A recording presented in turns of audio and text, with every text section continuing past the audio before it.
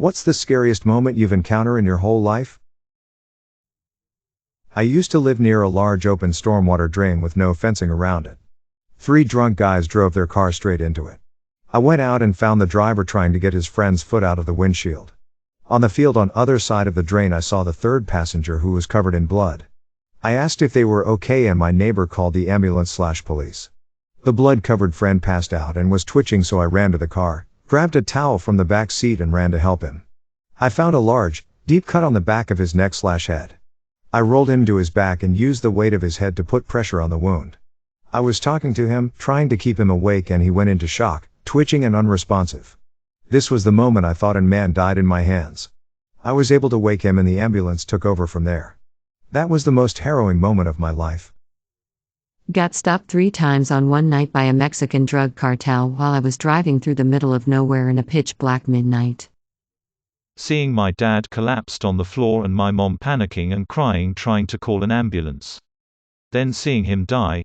He was clinically dead for just over a minute, there on the floor, and be revived by the EMTs and be carted off to the hospital. He later died a second time and could not be brought back.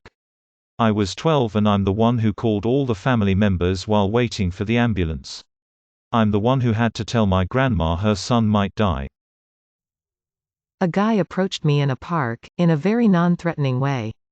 He was holding a frisbee and explained he was putting together an impromptu game of ultimate frisbee and looking for people to join him. Which was fine, but then he tried to grab me by the throat.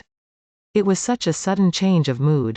My friend, an athletic dude, fortunately, got between us and just stared him down and he ran away. The whole thing was just bizarre. When I saw someone try and jump off a bridge, only to be talked down as I was driving past and then change their mind and jump at exactly the moment I passed. One moment they were there and then I looked in the side mirror, they fell and were just gone. And there was nothing I could do about it. When my mom left me alone with the cashier at the grocery store. She said she'd be right back. I once swam naked in the ocean, no land in sight. Floating in that deep blue water, the abyss below me, cloudless sky above. It was the most terrifying feeling to be so vulnerable and small. But I was also excited and blissed out at the same time, too. I still dream about that moment quite often. Sometimes it's a wonderful dream like I'm flying. Sometimes it's a nightmare where something big is coming up beneath me. When my son was born, C-section, he stopped breathing. The doctors managed to revive him. It felt like 5 minutes of sheer panic, but in reality it was more like 30 seconds. I have the whole thing on video. I was recording when they lift him above the sheet and forgot to press stop on the recording. I watched the video back a couple of years later and you can hear the panic in my voice. I asked the nurse if he was going to be okay and she said she doesn't know. Luckily 9 years later he's a very healthy, happy boy. Edit. Wow, I didn't expect that many upvotes and replies. A little more on this and why it actually happened. My partner is type 1 diabetic and towards the end of pregnancy the baby started to take more insulin, resulting in him growing rapidly from week 33. We then had to go for regular ultrasounds to determine when was best to get him out. Size was an issue as my partner is only 5 feet 2 and slim, but they didn't want to deliver him too early as he wouldn't be fully developed. He ended up being delivered by C-section on week 36 and weighed 7 pounds 11 ounces. Basically he was too big to be inside my partner and they had to get him out. His lungs weren't quite developed yet so he had to go on a ventilator for 11 days. After that he was fine and hasn't had any lung, breathing related issues since. He plays a lot of sports now too and it has never affected him. We are actually having another baby boy in 9 days' time. This time we have managed to reach week 38 as my wife has managed her glucose levels much better this time, so he is growing at a normal rate, so hopefully this time there will be no complications, crossed fingers. I was conducting a cell search and 3 cartel members trapped me inside the cell by blocking the entrance. One of them held an improvised knife, shiv, and the other 2 proceeded to try to interrogate me on what I was taking. I took off my utility belt as a show that I wasn't going to back down from a fight, and in doing so slyly triggered the panic alarm on my radio while simultaneously making it look like I was shutting the radio off.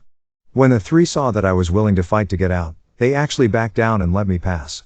Of course by the moment, about 10 plus officers were rushing to my location because I wasn't responding to my panic alarm.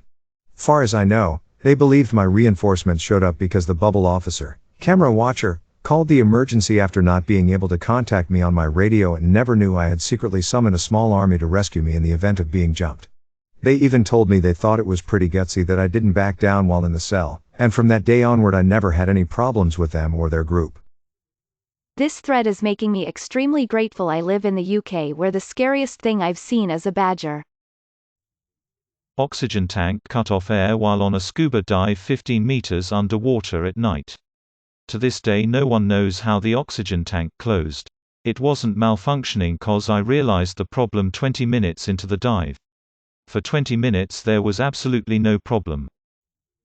My younger brother sleepwalks. He would just stand by my bed, silently, until I'd snap awake and see his silhouette looming over me. Sometimes, he turns on the lights when he's sleepwalking. I woke up one night, and he was standing there, turning the lights on and off, on and off. I get him back to bed, and I went downstairs to sleep for the rest of the night. Around 4 a.m. I woke up to see all of the lights downstairs were switched on. I studied abroad in the US when I was a junior in high school, and the first few weeks were just one scary moment tbh. My host family forgot to pick me up from the airport, so I was stranded there for hours, and then they turned out to be part of some extremely religious cult. I guess the scariest moment happened around 3 weeks in when someone brought a rifle to school and made the school go into a full lockdown. I think I'll never forget the sound of the sirens, the crying, and the rattling of the barriers in front of the doors coming down. There were some shots, but luckily, no one got hurt and the shooter was escorted out by our school cops. That moment you know you're going to be in a near/possibly fatal car crash and there is no longer anything you can do to avoid it. So you close your eyes and await impact. And so much happens in that moment, it's like time stands still. Then it stops, and you survived, and you're cognizant, and you look around to assess the situation. Look down at your mangled self. It's been almost 25 years. I've blocked a lot of it, but I can still see all that blood on my hands. While at Afghanistan, an ID went off on the truck in front of me. I was in the gunner seat on top of my MATV. In between my M250 calories and the ballistic glass panels of the turret is about an inch-wide gap. A piece of shrapnel from the blast went through that gap and hit my Kevlar vest.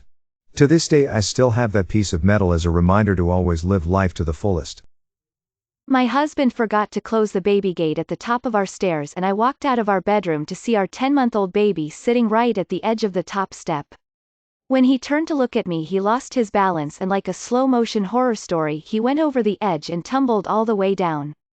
I screamed and ran down after him and scooped him up to check him over. Thank God he was completely fine, and he even stopped crying after only like 2 minutes.